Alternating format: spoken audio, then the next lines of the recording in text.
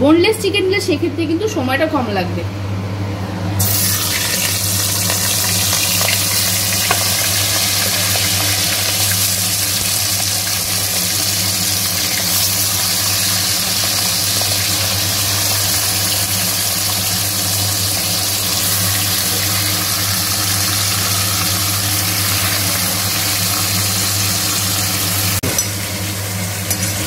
চিকেনটা এক পিস ভাজা হয়ে গেছে, এটাকে আমি উল্টে দিচ্ছি।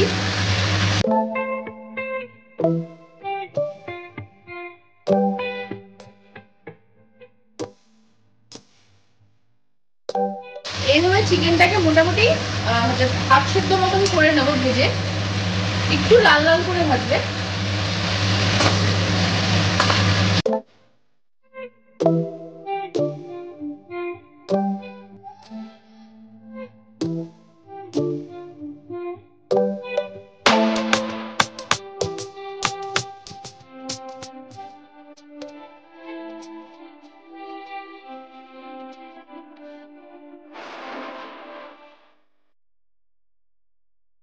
এবার দিয়ে দেবো সামান্য অল্প পরিমাণে নুন আর গোলমরিচ দিয়ে দিচ্ছি, সামান্য পরিমাণে নুন আর দিয়ে দেবো অল্প পরিমাণে গোলমরিচ গুঁড়ো।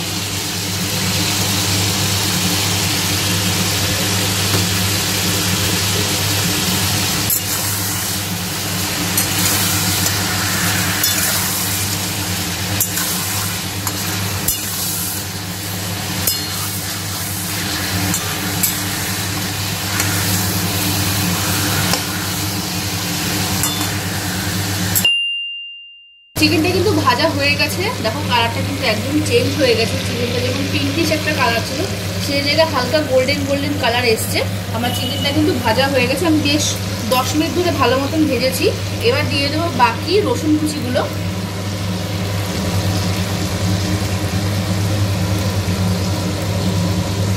আর দিয়ে দেবো আরেকটু বাটার। এবার এটাকে ভালো করে মিশিয়ে দেবো।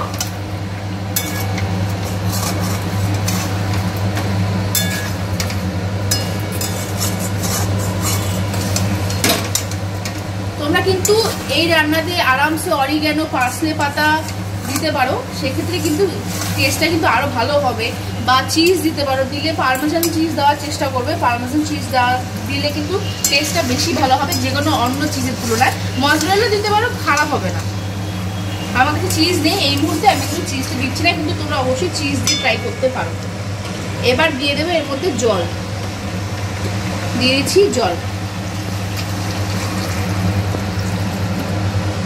আমি যেরকম গ্রেভি, তোমরা যতটা গ্রেভি চাইবে সেই অনুযায়ী মাপ অনুযায়ী কিন্তু তোমরা জল দেবে।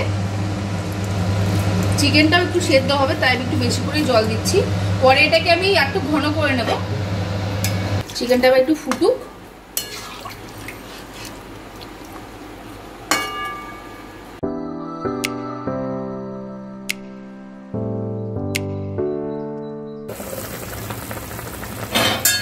চিকেনটা দেখে মনে হচ্ছে সেদ্ধ হয়ে গেছে, তবু আমি একবার খুন্তি দিয়ে দেখে নিচ্ছি। হ্যাঁ, সেদ্ধ হয়ে গেছে, ভেঙে যাচ্ছে মাংসটা। এবার এখানে আমি একটা জিনিস অ্যাড করব, এটা তোমরা চাইলে নাও দিতে পারো। চিকেনটা মোটামুটি আমি ঢেকে রেখেছিলাম 20 মিনিটের জন্য। তোমরা চেক করে নেবে মাঝখানে একবার ঢাকনা খুলে যে সেদ্ধ হয়েছে কিনা। আমার 20 মিনিট মতো সময় লেগেছে। এবার আমি যেটা বললাম দেব, আমি দিচ্ছি এর মধ্যে একটু কাসুরি মেথি। তোমরা কিন্তু যদি তোমরা অরিগ্যানো বা পার্সলে পাতা দাও তাহলে কিন্তু কাসুরি মেথিটা দেওয়ার দরকার নেই। আমি কাসুরি মেথিটার গন্ধটা বা ফ্লেভারটা আমার ভালো লাগে বলে আমি এটা দিচ্ছি।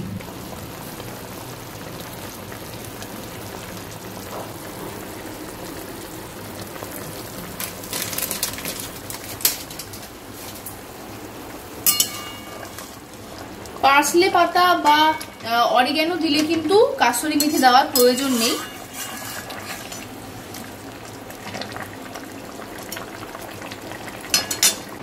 এবার হলে বন্ধুরা, আমি আজকে বানাচ্ছি ক্রিম চিকেন বা ক্রিমি গার্লিক চিকেন। তো ক্রিম গার্লিক চিকেন নামটা শুনে তোমরা বুঝতেই পারছো যে এর মধ্যে ক্রিম আর গার্লিক এই দুটোর আধিক্যটা বেশি। তো এবার হচ্ছে মেন পর্যায়ে যেখানে আমি ক্রিমটা অ্যাড করব।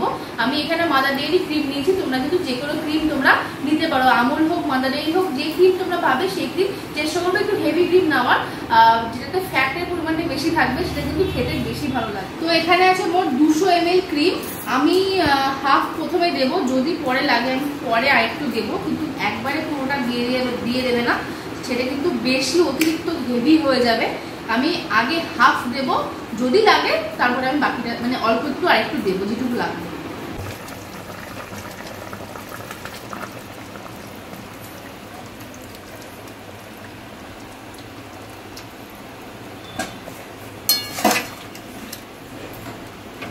ক্রিমটা দেওয়ার সাথে সাথে দেখো গ্রেভিটা কিন্তু ঘন হয়ে গেছে, আর গ্রেভিটার কালারটা কিন্তু সঙ্গে সঙ্গে ক্রিমি হোয়াইট একদম কালার হয়ে গেছে।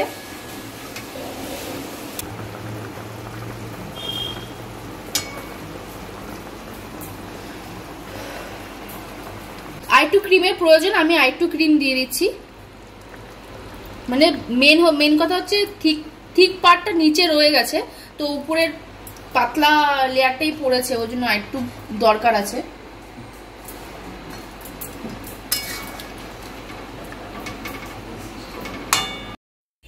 এবার দিয়ে দেবো সামান্য পরিমাণ মতো একটুখানি অল্প চিলি ফ্লেক্সটা দিয়ে ভালো মতো মিশিয়ে নিয়েছি। আমি নুনটা একটু টেস্ট করেছিলাম, সামান্য পরিমাণে একটু চিনি দেবো, তাহলে টেস্টটা ব্যালেন্স হয়ে যাবে। দিয়ে দিচ্ছি এই সামান্য পরিমাণে একটুখানি চিনি। তোমরা কিন্তু আবার বলছি এখানে কিন্তু চিজ দিতে পারো, চিজ দিলে চেষ্টা করবে পার্মেজানটা দেওয়ার, সেটা কিন্তু টেস্টটা বেশি ভালো হবে। আর মজারেলাও দিতে পারো, সেটার জন্য একটা আলাদা চিজি একটা ভালো ফ্লেভার আসতে পারে, খেতে ভালো লাগবে, অবশ্যই ভালো লাগবে। এটা আমি গ্রেভিটা আর একটু শুকিয়ে নিয়ে আমি নামিয়ে নেব।